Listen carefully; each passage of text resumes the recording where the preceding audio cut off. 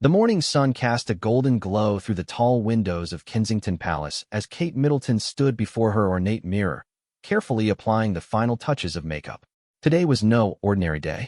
The annual Royal Commonwealth Society banquet was one of the most important events on the royal calendar, and, as the Princess of Wales, Kate knew all eyes would be on her. Her lady-in-waiting, Sarah, bustled around the room, making final adjustments to Kate's stunning navy blue evening gown. The dress, designed by one of Britain's most celebrated fashion houses, hugged her figure perfectly and sparkled subtly under the soft lighting. Diamond earrings that had once belonged to Princess Diana completed the ensemble. "You look absolutely radiant, Your Royal Highness," Sarah said with genuine admiration as she stepped back to admire her work. Kate smiled graciously but couldn't shake the nagging feeling of exhaustion that had been following her for weeks. The demanding schedule of royal duties, combined with her responsibilities as a mother to George, Charlotte, and Louis, had been taking its toll. She had barely slept the night before, tossing and turning as her mind raced through the evening's agenda. William entered the room, looking distinguished in his formal military dress uniform. His presence immediately brought Kate comfort, as it always did. After more than a decade of marriage, he could read her moods better than anyone. "Everything all right, darling?" he asked, approaching her with concern evident in his blue eyes. Kate forced a bright smile. Of course, just the usual pre-event nerves. She didn't want to worry him with her fatigue. William had his own pressures as the heir to the throne, and she prided herself on being his steady support. The couple made their way to the waiting car, where their security detail was already in position. As they settled into the back seat, Kate felt a wave of dizziness wash over her. She gripped the leather seat and took a deep breath, hoping William wouldn't notice. The journey to the banquet hall took them through the heart of London, past landmarks that had become so familiar yet still held their magic. Kate watched the city lights blur past the window, trying to focus on anything other than the growing unease in her stomach. "The guest list tonight is quite impressive," William said, reviewing his notes. "The Prime Minister will be there, along with several Commonwealth leaders. Lord Harrison mentioned that the Australian delegation is particularly keen to discuss the upcoming youth programs." Kate nodded, grateful for the distraction. "I've prepared some talking points about the Early Years Initiative. I think there's real potential for expanding it across the Commonwealth nations." As they arrived at the Grand Hotel hosting the event, flashbulbs immediately began popping. The red carpet stretched before them like a river of crimson, lined with photographers and journalists from around the world. Kate had walked similar carpets countless times, but tonight felt different somehow. She stepped out of the car with practiced grace, her smile radiant despite the fatigue weighing on her shoulders. William offered his arm, and together they began their walk down the carpet, stopping to speak with selected members of the press. "Your Royal Highness, you look stunning tonight," called out one photographer. "How are you feeling about the Commonwealth initiatives being discussed this evening?" Kate's response was polished and warm. "I'm incredibly excited about the opportunities ahead. The work we're doing with young people across the Commonwealth is truly inspiring, and tonight gives us a wonderful chance to strengthen those partnerships." Inside the hotel, the banquet hall was transformed into a vision of elegance. Crystal chandeliers cast dancing shadows across cream-colored walls adorned with portraits of Commonwealth leaders past and present. Round tables draped in pristine white linens were set with the finest china and silverware, each centerpiece featuring flowers from different Commonwealth nations. As Kate and William entered, the room fell silent for a moment before erupting in polite applause. They moved through the crowd with practiced ease, greeting dignitaries and making small talk. Kate's training as a royal had taught her to appear engaged and interested no matter how she felt, and tonight she called upon every ounce of that training. "Princess Catherine," called Lord Harrison, the evening's host, as he approached with a beaming smile. "Thank you so much for gracing us with your presence. I believe you know the Prime Minister of New Zealand." The next hour passed in a blur of handshakes, conversations, and photo opportunities. Kate discussed education initiatives with the Canadian delegation, shared laughs with Australian dignitaries about their recent visit to Sydney, and listened intently as South African representatives described their conservation efforts. But with each passing minute, Kate felt her energy draining away. The warm air in the crowded room seemed stifling, and she found herself struggling to maintain her composure. She excused herself briefly to the ladies' room, where she splashed cool water on her wrists and took several deep breaths. Looking at herself in the mirror, she noticed how pale she appeared beneath her carefully applied makeup. Dark circles under her eyes were barely concealed by concealer, and she could see the strain in her own reflection. She straightened her shoulders, touched up her lipstick, and returned to the reception with renewed determination. William was deep in conversation with the Commonwealth Secretary General when she rejoined him. He caught her eye and smiled, but she could see a flicker of concern cross his features. He knew her well enough to recognize when she was struggling, even when she tried to hide it. "Ladies and gentlemen," Lord Harrison's voice boomed across the room. "Please take your seats. Dinner is about to be served." Kate and William were seated at the head table, with prime ministers and other dignitaries filling the surrounding seats. As the first course was served, Kate attempted to eat, but her appetite had completely vanished. The thought of food made her stomach turn, and she found herself merely moving the elegant preparation around her plate. "The seafood starter is exquisite," commented the Prime Minister of Barbados, seated to Kate's left. "The chef has truly outdone himself." Kate smiled and nodded, taking the smallest possible bite. "It's absolutely delicious," she managed, though the taste seemed distant and unappetizing. William leaned over discreetly. "You're not eating," he observed quietly. "Just not very hungry," she whispered back, hoping to deflect his concern. As the evening progressed, Kate found herself struggling more and more to focus on the conversations around her. The voices seemed to echo strangely, and the bright lights of the chandeliers felt harsh and overwhelming. She gripped her water glass, using its coolness to try to center herself. The main course arrived with great fanfare, a perfectly prepared beef tenderloin with seasonal vegetables. The aroma that others found appetizing made Kate feel queasy. She cut small pieces and moved them around her plate, occasionally taking tiny bites to maintain appearances. "Your Royal Highness," the Australian Prime Minister addressed her directly, "I understand you've been developing some innovative programs for early childhood development. Our Education Minister would love to hear more about your approach." Kate forced herself to focus, drawing upon her extensive knowledge and passion for the subject. "Early intervention is absolutely crucial," she began, her voice stronger than she felt. "We found that programs focusing on emotional regulation and social skills in the earliest years have profound long-term impacts." She continued speaking about research findings, pilot programs, and success stories, grateful that this was a topic she could discuss even while feeling unwell. Her genuine passion for helping children shone through despite her physical discomfort. The conversation continued around the table, touching on economic partnerships, environmental initiatives, and cultural exchanges. Kate participated as much as she could, but she found herself relying more and more on William to carry the conversational load. As dessert was being served, Kate excused herself once again. This time, William's eyes followed her with undisguised worry. She moved as gracefully as possible toward the exit, but each step felt like a monumental effort. In the hallway outside the banquet room, Kate leaned against the wall and closed her eyes. The sounds of laughter and conversation from the dining room seemed far away. She felt disconnected from her own body, as if she were watching herself from a distance. A server approached, concerned. "Are you all right, Your Royal Highness? Can I get you anything?" Kate straightened up quickly. "I'm fine, thank you. Just needed a moment of fresh air." She returned to the table just as Lord Harrison was beginning his welcome speech. The microphone amplified his voice as he thanked everyone for attending and outlined the evening's agenda. Kate tried to focus on his words, but they seemed to fade in and out like a radio with poor reception. William reached under the table and gently took her hand, giving it a reassuring squeeze. His touch grounded her somewhat, reminding her that she wasn't alone in this struggle. "Tonight we celebrate not just our shared heritage," Lord Harrison continued, "but our commitment to building a better future for all Commonwealth citizens.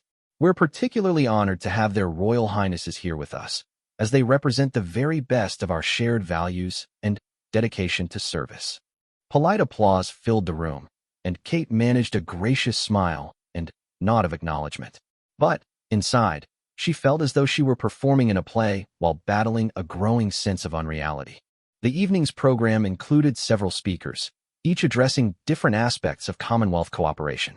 Kate tried to listen attentively, occasionally making notes on the small pad beside her plate, but concentration was becoming increasingly difficult. During a presentation about youth leadership programs, Kate felt the room begin to spin slightly.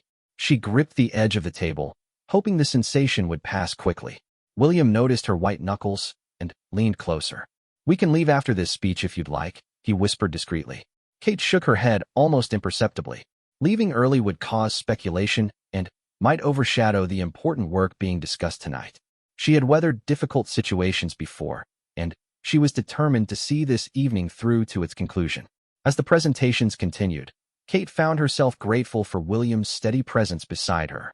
His occasional gentle touches on her arm or hand served as anchors, keeping her tethered to the present moment when everything else felt uncertain.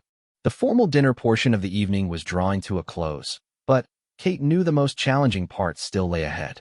Soon, guests would move to the adjacent ballroom for the reception and dancing portion of the evening. Standing for extended periods, making conversation while moving through crowds, and maintaining her composure for several more hours seemed like an insurmountable challenge. But, as she had been taught from her earliest days as a royal, duty came first. Kate straightened her posture, touched up her lipstick using her compact mirror, and prepared to face whatever the rest of the evening would bring.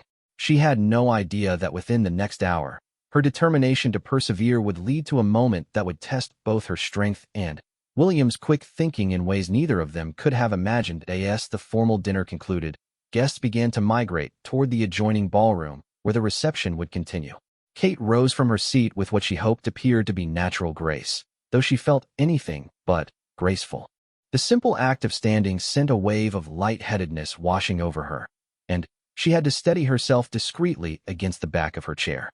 The ballroom was even more magnificent than the dining area. Enormous crystal chandeliers hung from an ornately painted ceiling, casting prismatic light across polished marble floors. A string quartet positioned in one corner filled the air with classical melodies, while waiters circulated with champagne and canapés. The space buzzed with the animated conversations of diplomats, dignitaries, and Commonwealth leaders. William offered Kate his arm as they entered the reception area together. To observers, they appeared to be the picture of royal elegance and partnership. But William could feel the slight tremor in Kate's hand as it rested on his arm, and he noticed how she seemed to lean on him more heavily than usual. "Perhaps we should start with some of the Australian delegation," William suggested quietly, steering them toward a group gathered near the windows. "They were particularly interested in your early childhood programs." Kate nodded, grateful for his guidance. Meeting with specific groups would provide structure to their evening and prevent her from having to navigate the room aimlessly while feeling increasingly unwell. Prime Minister Thompson, William greeted the head of the Australian delegation warmly. "I believe you wanted to continue your conversation with Catherine about the developmental programs." Prime Minister Thompson's face lit up with genuine enthusiasm. "Indeed, Your Royal Highness. What you described during dinner about emotional regulation in early years education is exactly what we've been hoping to implement across our remote communities." Kate drew upon her extensive knowledge and genuine passion for the subject, forcing herself to focus despite her growing discomfort. "The key is training educators to recognize emotional cues in very young children," she explained, her voice steady despite how she felt. "We've developed assessment tools that can be used even in communities with limited resources." As they spoke, Kate found herself swaying slightly on her feet. The room felt warmer than it should, and the conversations around them seemed to echo strangely.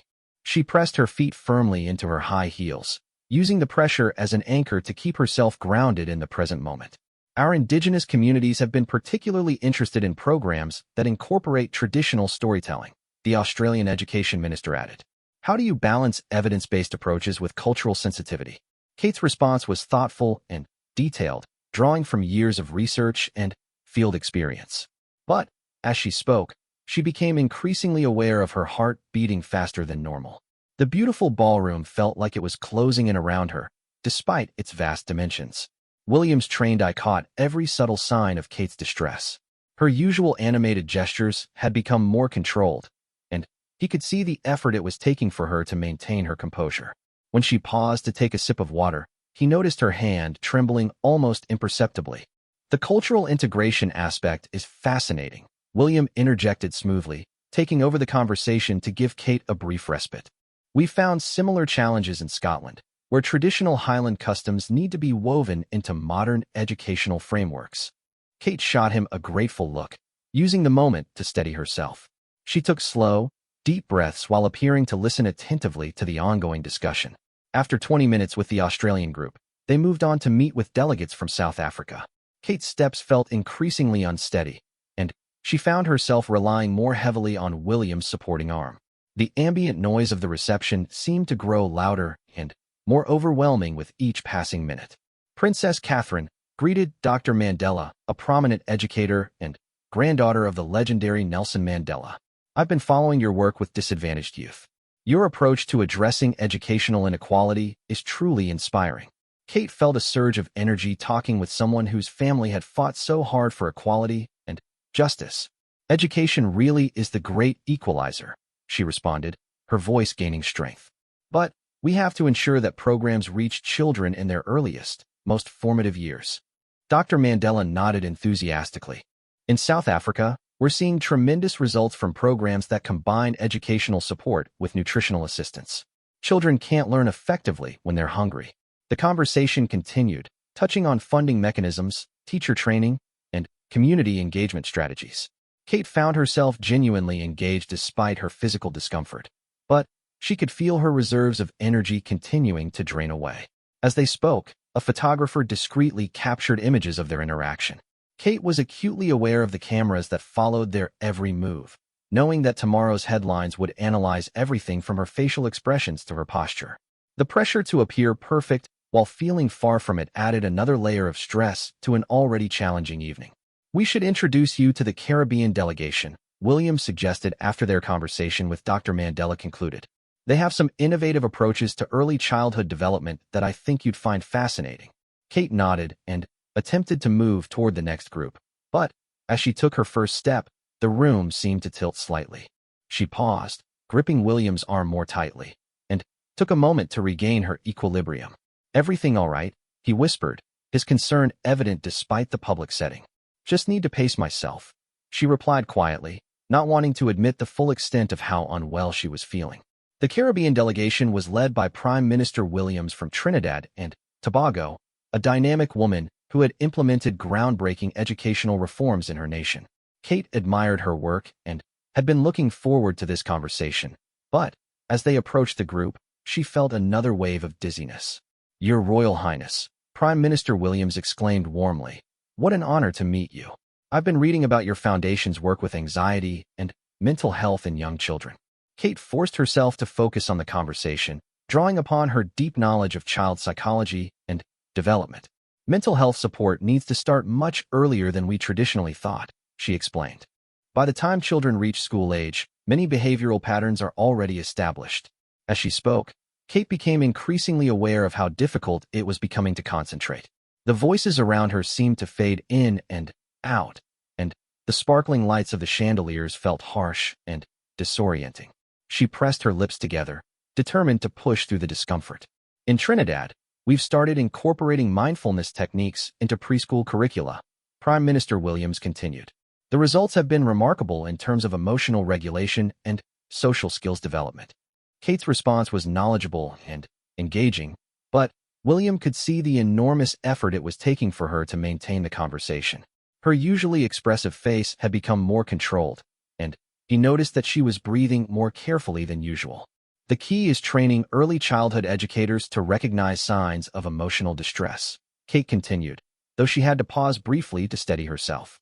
Many behavioral issues that seem like defiance are actually manifestations of anxiety or overwhelm. The irony of discussing anxiety and overwhelm while experiencing both herself was not lost on Kate, but she pushed forward with the conversation. Her dedication to these issues ran too deep to let personal discomfort interfere with important policy discussions. After spending time with several more delegations, Kate and William found themselves near the center of the ballroom. The reception was in full swing, with animated conversations happening in multiple languages around them. The string quartet had been joined by a small dance band, and several couples had begun to dance. Princess Catherine approached Lady Henderson, one of the evening's organizers. Would you honor us by opening the dancing with Prince William? It's a tradition for our royal guests. Kate's heart sank. Dancing required sustained physical activity, grace under observation, and the ability to appear effortlessly elegant. In her current state, all of those things felt impossibly challenging. But refusing would draw unwanted attention and speculation. Of course, Kate replied with a smile that didn't quite reach her eyes. It would be our pleasure. The band struck up a waltz, and couples on the dance floor cleared a space in the center. All eyes turned to Kate and William as they took their positions.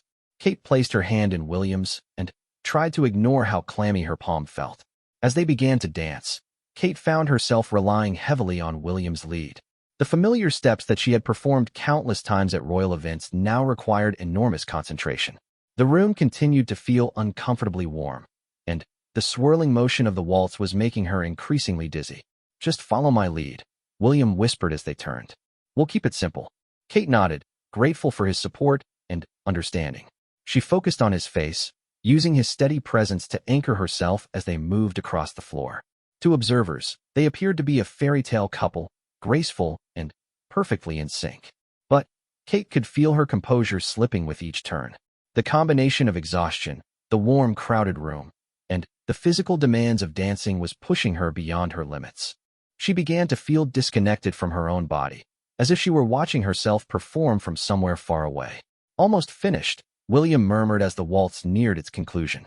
He could feel Kate's grip on his hand tightening and could sense her struggle even as she maintained her gracious smile. As the music ended and polite applause filled the ballroom, Kate felt a moment of relief. But that relief was short-lived, as Lady Henderson immediately appeared with requests for photographs and introductions to additional guests. "The press would love a few more photos," Lady Henderson suggested enthusiastically. "And the Pacific Island delegates are eager to meet you both." Kate's heart raced as she realized the evening was far from over. She glanced at William, hoping he might find a way to excuse them, but she knew that leaving early would cause speculation and potentially overshadow the important work being highlighted tonight. "Of course," Kate replied, her voice steady despite the turmoil she felt inside. "We'd be delighted to meet with everyone." As photographers positioned themselves and the Pacific Island delegation approached, Kate drew upon every ounce of training and determination she possessed. She had weathered challenging situations before, and she was committed to seeing this evening through to its conclusion. But, deep down, she could feel her body sending increasingly urgent signals that all was not well. The question was no longer whether she could make it through the evening, but how much longer she could maintain the facade of perfect royal composure while battling whatever was happening to her physically. William stayed close by her side, his protective instincts on high alert. Though he continued to fulfill his own duties as a royal host, his primary focus had shifted to monitoring Kate's condition and being ready to support her in whatever way she might need. Neither of them could predict that within the next hour, that support would be tested in the most public and dramatic way possible. The photographers efficiently positioned themselves around Kate and William, their professional equipment gleaming under the ballroom's brilliant lighting.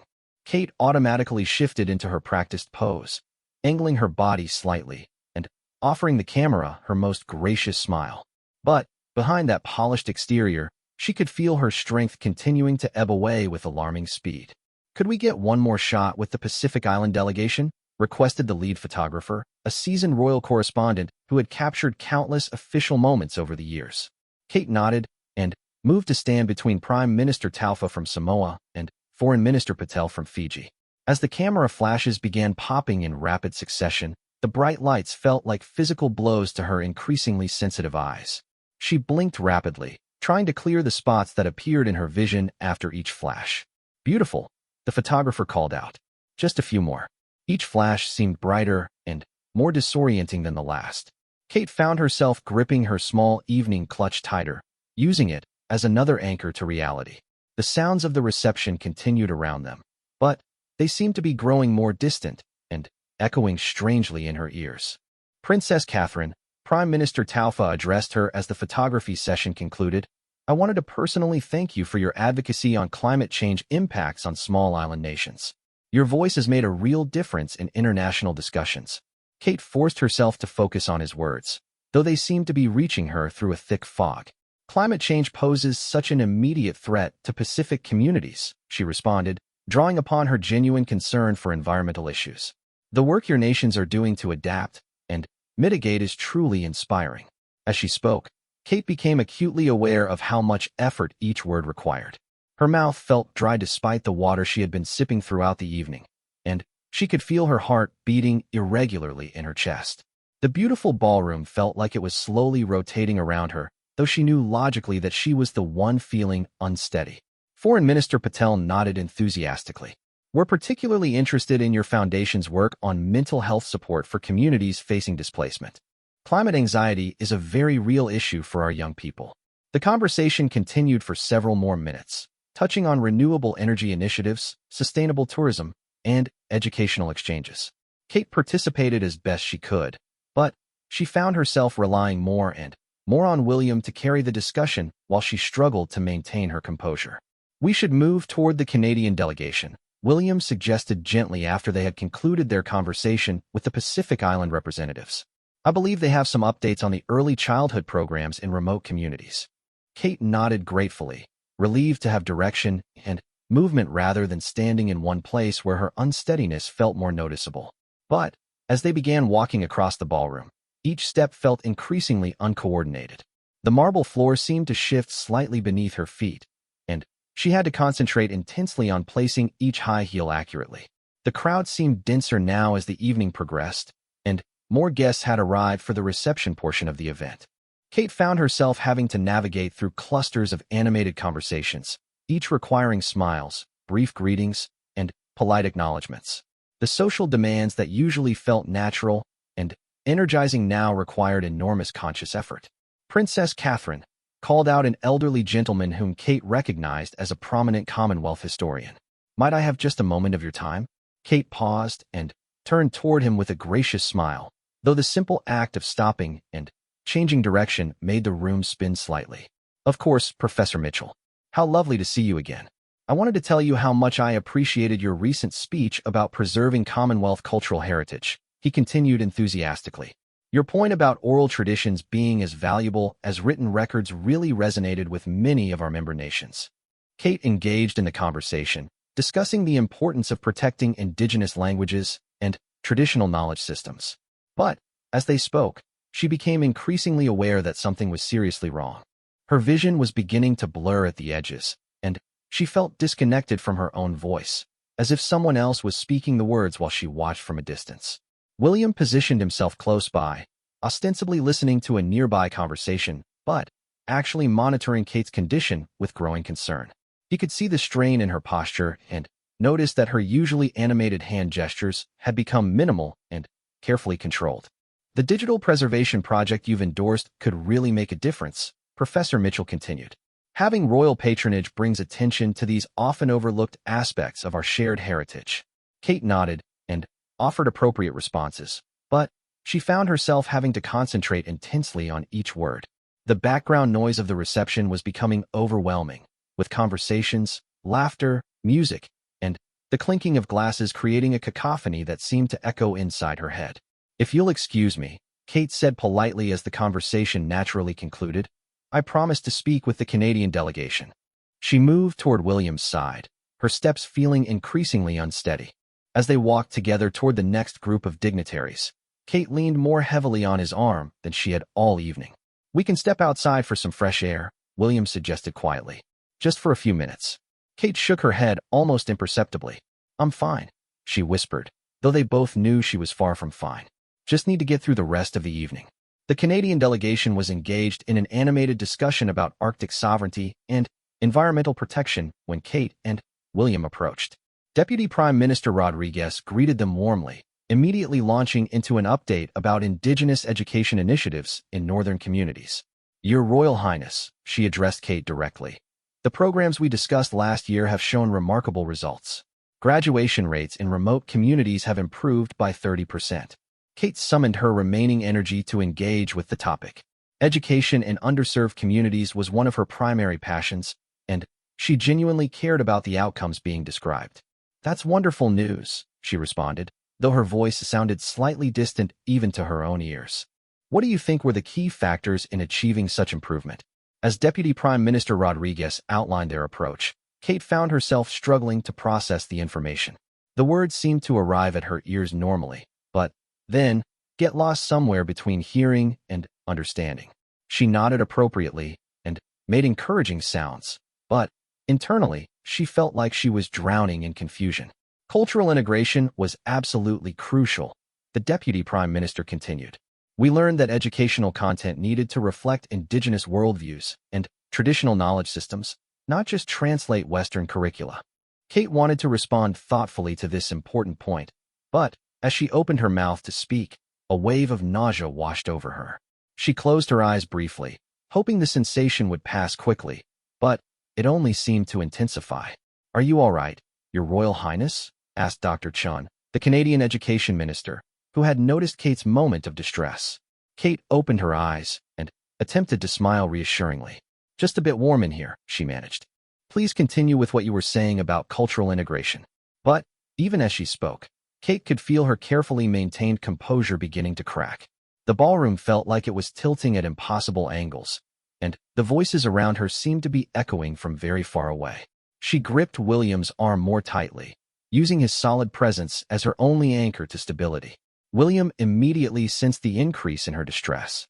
While continuing to appear engaged in the conversation, he subtly shifted his position to provide more support and began scanning the room for the quickest path to an exit if needed. The conversation with the Canadian delegation continued for several more minutes, but Kate found herself contributing less and less. Her responses became shorter and more general, and she relied increasingly on William to carry the discussion. She focused all her remaining energy on simply remaining upright and maintaining the appearance of attentive engagement. "We should definitely arrange a follow-up meeting to discuss implementation details," William concluded diplomatically, recognizing that Kate needed to move away from the intense focus of the conversation. As they prepared to leave the Canadian group, Kate felt another surge of dizziness that was stronger than any she had experienced so far. The ornate ballroom seemed to spin around her, and for a moment she wasn't sure which direction was up. She tightened her grip on William's arm and focused on taking slow, steady breaths. "Ladies and gentlemen," Lord Harrison's voice suddenly boomed across the ballroom through the microphone system. "If I could have your attention for just a moment." The room gradually quieted as guests turned toward the small stage where Lord Harrison stood. Kate felt a moment of relief that attention would be focused elsewhere, giving her a chance to collect herself without scrutiny. "Before we continue with our wonderful evening," Lord Harrison announced, "I'd like to invite their Royal Highnesses to say a few words about the important work being celebrated tonight." Kate's heart sank. Speaking publicly while feeling as disoriented and unwell as she did seemed impossible, but refusing would create exactly the kind of speculation and concern she had been working all evening to avoid. William stepped forward smoothly. "We're honored to be here tonight celebrating the incredible work being done across the Commonwealth," he began, his voice carrying clearly across the now quiet ballroom. Kate stood beside him, trying to appear attentive and engaged while fighting waves of nausea and dizziness. The bright stage lights felt harsh and overwhelming, and she could feel perspiration beginning to form despite the ballroom's comfortable temperature. "The partnerships and innovations we've heard about tonight," William continued, "represent the very best of our shared commitment to improving lives across our member nations."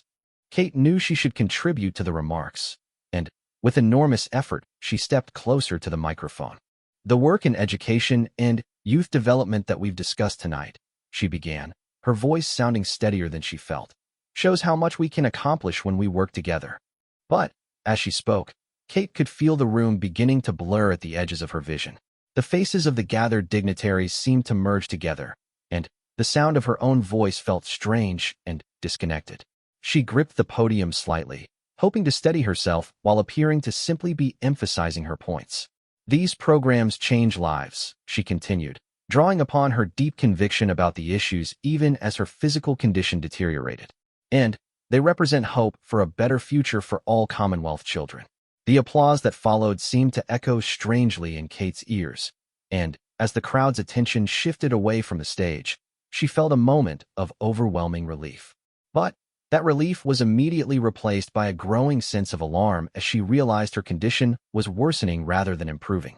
As they stepped down from the small stage, Kate's legs felt increasingly unsteady beneath her.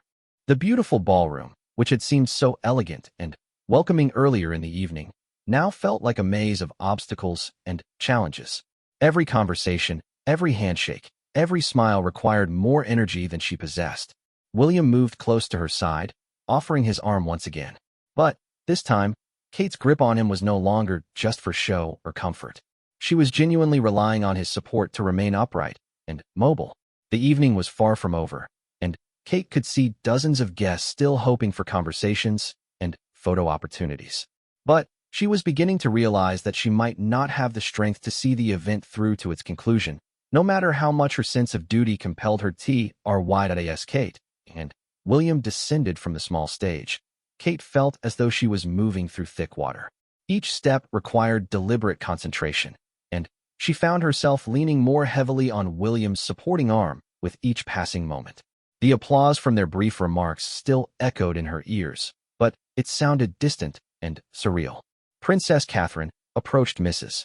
Blackwood, the wife of the British High Commissioner to Australia, her face beaming with excitement. "I've been hoping to speak with you all evening about the literacy programs in Aboriginal communities." Kate forced herself to focus on the approaching conversation, though the effort felt monumental. Mrs. Blackwood was a dedicated advocate for Indigenous education, and her work deserved Kate's full attention. But as Kate attempted to engage, she felt another wave of disorientation wash over her. "Mrs. Blackwood," Kate managed, extending her hand in greeting. "How wonderful to see you again. I've been following the progress reports from your recent initiatives." As they shook hands, Kate noticed that her own hand felt unnaturally cold and clammy. Mrs. Blackwood's grip felt warm and solid, a sharp contrast to Kate's increasingly shaky grasp on her own physical state. "The children's response has been absolutely remarkable," Mrs. Blackwood continued enthusiastically. "When we incorporate traditional stories into the reading curriculum, engagement levels increase dramatically." Kate nodded and attempted to respond thoughtfully, but her mind felt foggy and slow. "Traditional narratives provide such important cultural context," she managed, though the words felt like they were coming from someone else. William positioned himself strategically, ready to support the conversation if needed while maintaining his watchful monitoring of Kate's condition. He could see the tremendous effort she was expending to appear normal and engaged, and his concern was growing exponentially. "We're seeing improvements not just in literacy rates," Mrs. Blackwood went on, "but in cultural pride and identity development among the young people." Kate wanted to engage more deeply with this important topic, but she found herself struggling to form coherent responses. The ballroom around them seemed to be pulsing slightly, and the conversations of other guests created a buzzing sound that made concentration difficult. "That's exactly the kind of holistic impact we hope to see," Kate responded, drawing upon her extensive knowledge of educational psychology. But even as she spoke, she could feel sweat beginning to form on her forehead despite the comfortable temperature of the room. As their conversation continued, Kate became increasingly aware of how much energy she was expending just to remain upright and coherent. Her elegant evening gown, which had felt perfect when she put it on hours earlier, now seemed constraining and uncomfortable. The beautiful diamond earrings felt heavy, and her carefully styled hair felt like a burden on her increasingly sensitive head.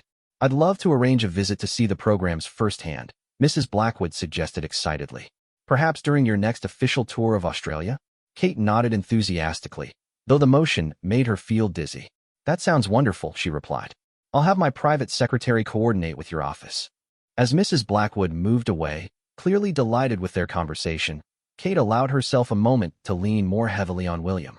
The brief respite felt necessary, but she could see other guests approaching who were eager for their own conversations and photo opportunities. "Your Royal Highness," called out a distinguished gentleman whom Kate recognized as the Jamaican Minister of Education. "Might I introduce you to Dr. Williams, who has been implementing early childhood programs in Kingston?" Kate straightened herself once again and moved toward the new group, though each step felt increasingly unsteady. The marble floor of the ballroom seemed to shift slightly under her feet, and she had to concentrate intensely on placing each high heel accurately.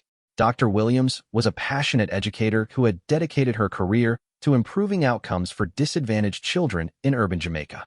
Kate genuinely admired her work and wanted to give her the attention and respect she deserved, but the physical demands of standing, listening, and responding coherently were becoming overwhelming. "Dr. Williams," Kate greeted her with as much warmth as she could muster. "I've read about your innovative approaches to early intervention. Your results with at-risk children are truly impressive." As they spoke about nutrition programs, parent engagement strategies, and community partnerships, Kate found herself gripping her small evening clutch tighter and tighter. The conversation was exactly the kind of substantive discussion about issues she cared deeply about, but her body was sending increasingly urgent signals that something was seriously wrong. We found that addressing food security and educational development together produces much better outcomes than either approach alone, Dr. Williams explained enthusiastically. Kate nodded and attempted to respond, but as she opened her mouth, the room seemed to tilt dramatically to one side. She blinked rapidly, trying to clear her vision, but the disorientation only intensified. That integrated approach makes so much sense, Kate managed, though her voice sounded thin and distant even to herself. William stepped closer, ostensibly to participate in the conversation, but actually to provide additional physical support. He could see that Kate was struggling more severely now, and he began mentally calculating the fastest route to an exit. The conversation with Dr. Williams continued for several more minutes, touching on teacher training, community outreach, and sustainable funding models. Kate contributed when she could, but her responses became increasingly brief and general as she focused all her remaining energy on simply remaining upright. We should definitely explore opportunities for knowledge sharing between Jamaica and some of our other Commonwealth partners, William concluded diplomatically, recognizing that Kate needed to move away from the intense focus of the conversation. As they prepared to leave Dr. Williams and the Jamaican delegation, Kate felt her vision beginning to blur more seriously. The elegant chandeliers above seemed to be swaying, though she knew logically that they were perfectly still. The sound of conversations, laughter, and music around them created an overwhelming cacophony that made her head pound. Princess Catherine approached Lady Morrison, one of the evening's primary organizers, her face radiant with satisfaction at how well the event was progressing. I wanted to personally thank you for making this evening so special. Your presence has truly elevated everything. Kate attempted to respond graciously, but as she turned toward Lady Morrison, the room spun violently around her. She gripped William's arm desperately, using his solid presence as her only anchor to stability. The pleasure has been entirely ours, Kate managed, though speaking required enormous concentration. The work being celebrated tonight is truly inspiring.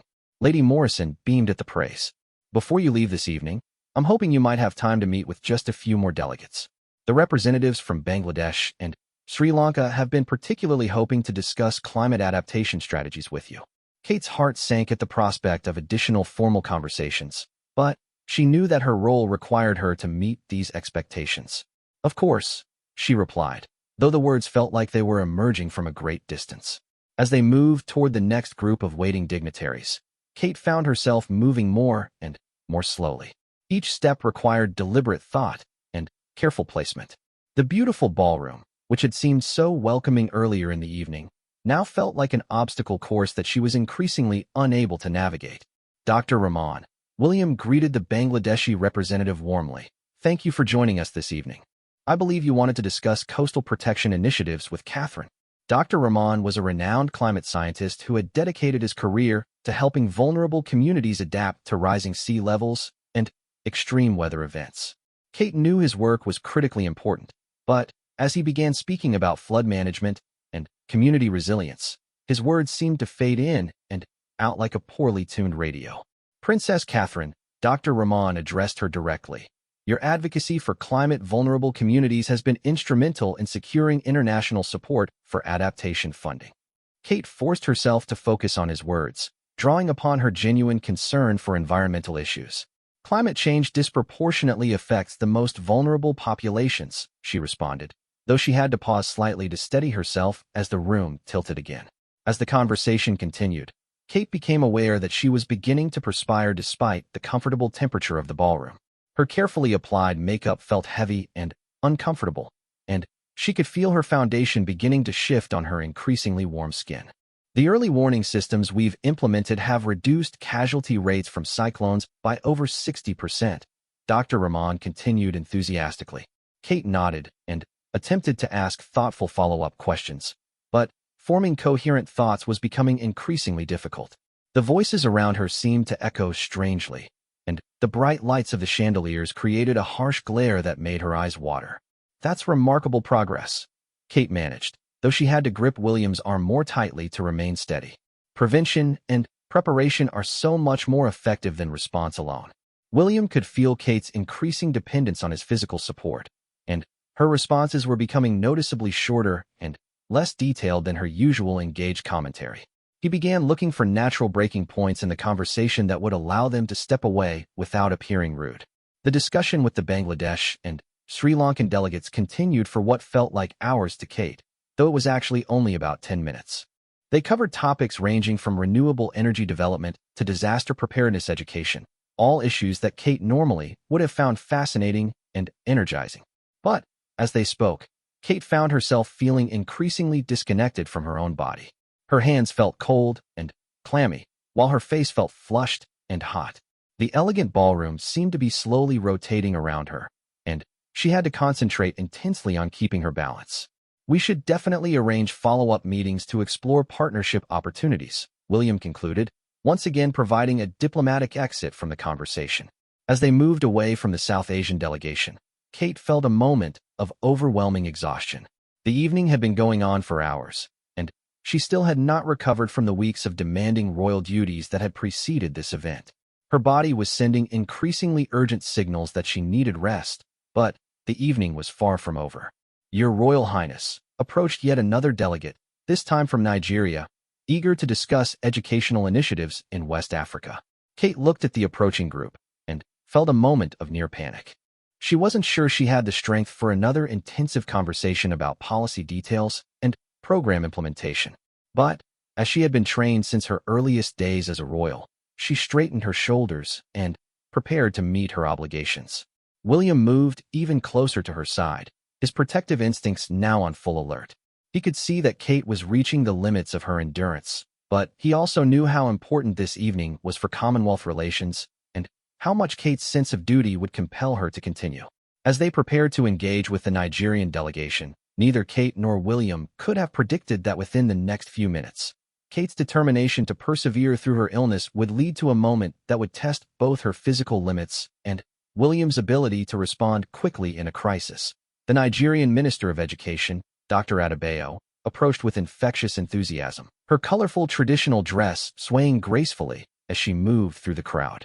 Kate summoned what remained of her strength, determined to give this important conversation the attention it deserved despite her rapidly deteriorating condition. "Your Royal Highness," Dr. Adebayo greeted Kate warmly. "What an absolute honor to meet you. Your work with early childhood development has inspired educational reforms throughout West Africa." Kate attempted to respond with her usual grace and interest, but as she opened her mouth to speak, the ballroom suddenly seemed to tilt at an impossible angle. The ornate ceiling with its magnificent chandeliers appeared to be moving toward her, and she felt a surge of nausea that was stronger than anything she had experienced all evening. "The pleasure is entirely mine, Dr. Adebayo," Kate managed, though her voice sounded weak and distant. "I've been following Nigeria's progress in expanding access to early education." As they spoke, Kate became acutely aware that she was no longer just feeling unwell. Something was seriously wrong. Her heart was racing irregularly. Her vision was blurring at the edges, and she felt disconnected from her own body in a way that was deeply alarming. Dr. Adebayo continued enthusiastically, "We've implemented your suggested framework for identifying learning delays in preschool children. The results in Lagos alone have been transformational." Kate tried to focus on the important work being described, but the words seemed to be reaching her through thick fog.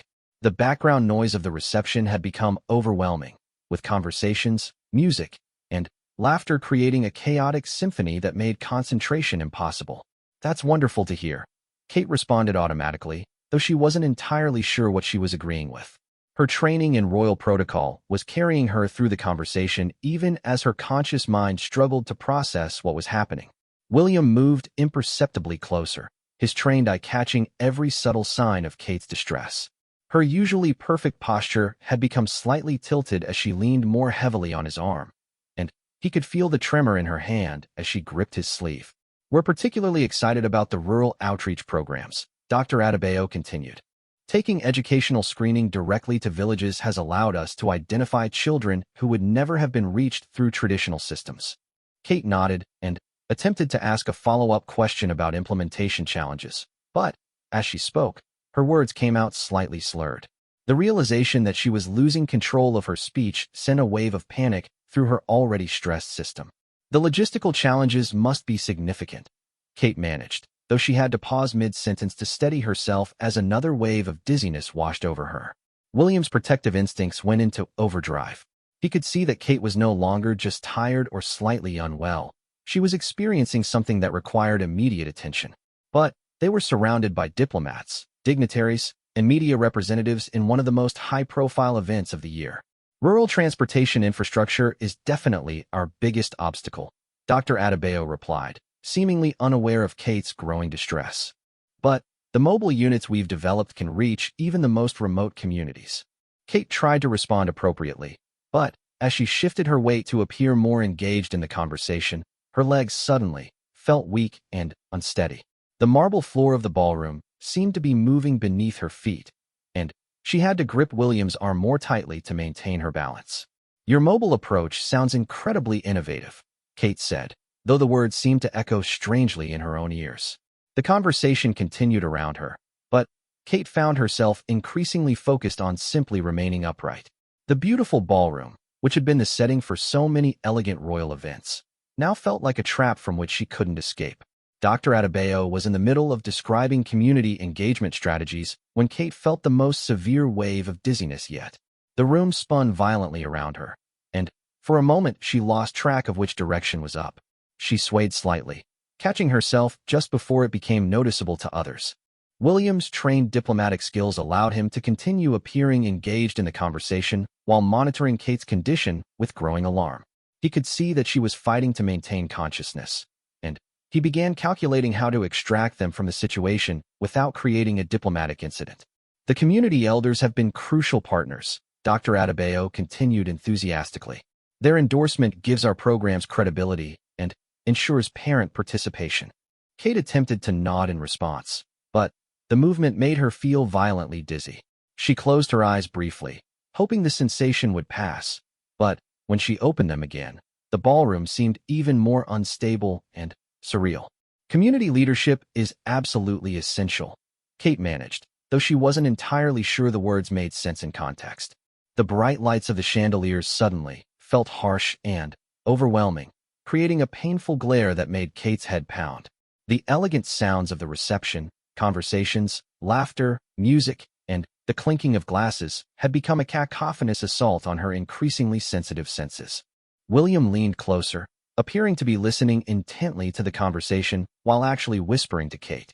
"We need to step away," he said quietly, his voice urgent despite its diplomatic tone. Kate shook her head almost imperceptibly.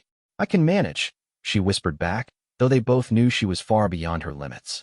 Dr. Adebayo, still enthusiastic about sharing her work, began describing the specific curriculum modifications they had made for children with developmental delays. It was exactly the kind of detailed policy discussion that Kate would normally find fascinating, but now she could barely process the words. "We found that multisensory approaches work particularly well," Dr. Adebayo explained.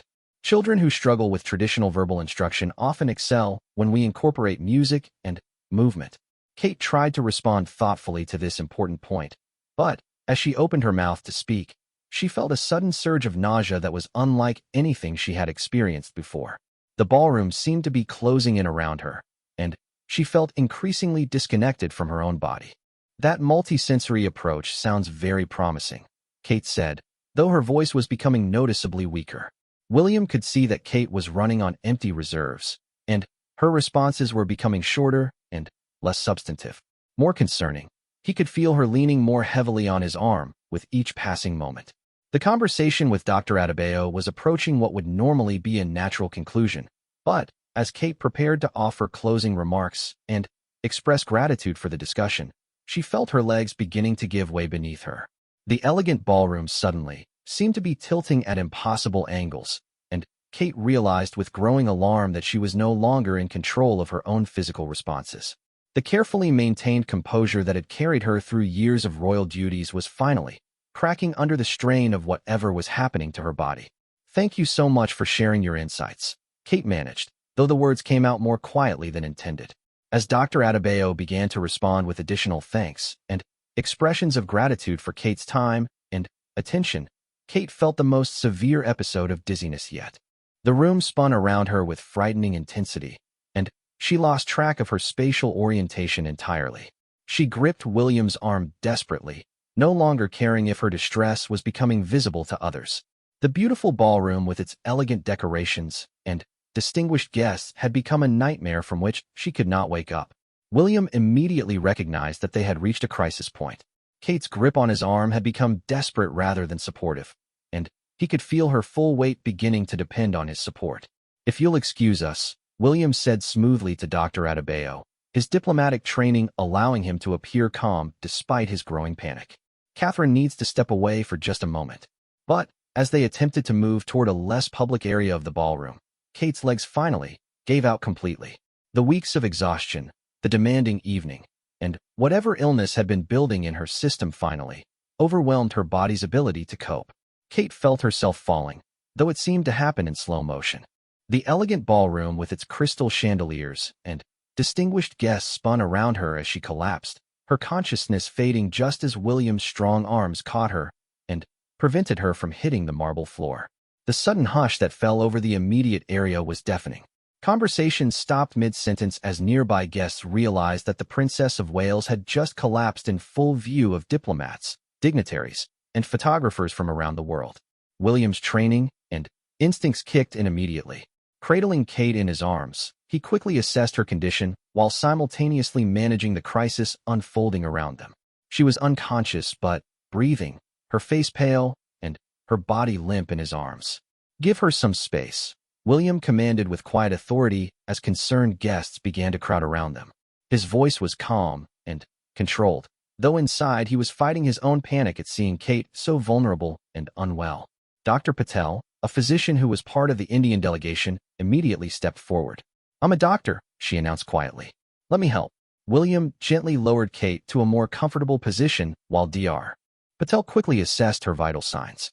Kate's pulse was rapid but steady, and her breathing was regular, though shallow. "She needs immediate medical attention," Dr. Patel said quietly to William. "But her vital signs are stable." As if on cue, Kate's eyes fluttered open, confusion and embarrassment evident in her expression as she slowly became aware of her surroundings. She found herself lying in William's arms in the middle of the ballroom floor, surrounded by concerned faces and the soft murmur of worried voices. "I'm so sorry," Kate whispered, her first instinct being to apologize for the disruption she had caused. "Don't apologize," William said firmly, his relief at her regaining consciousness evident despite his continued concern. "We're getting you medical attention immediately." As Kate slowly sat up with William's support, the reality of what had just happened began to sink in. She had collapsed at one of the year's most important royal events, in front of international dignitaries and media representatives. The carefully maintained image of royal perfection had been shattered in the most public way possible. But as she looked up at William's face, filled with love, concern, and unwavering support, Kate realized that some things were more important than perfect public appearances. Her health, her family, and her well-being had to come first, even when duty and protocol suggested otherwise. The evening that had begun with such promise and elegant expectations had ended with a stark reminder that even royals are human, vulnerable to illness and exhaustion like everyone else. But it had also demonstrated the strength of the partnership between Kate and William, and his absolute commitment to protecting and supporting her no matter what challenges they might face together.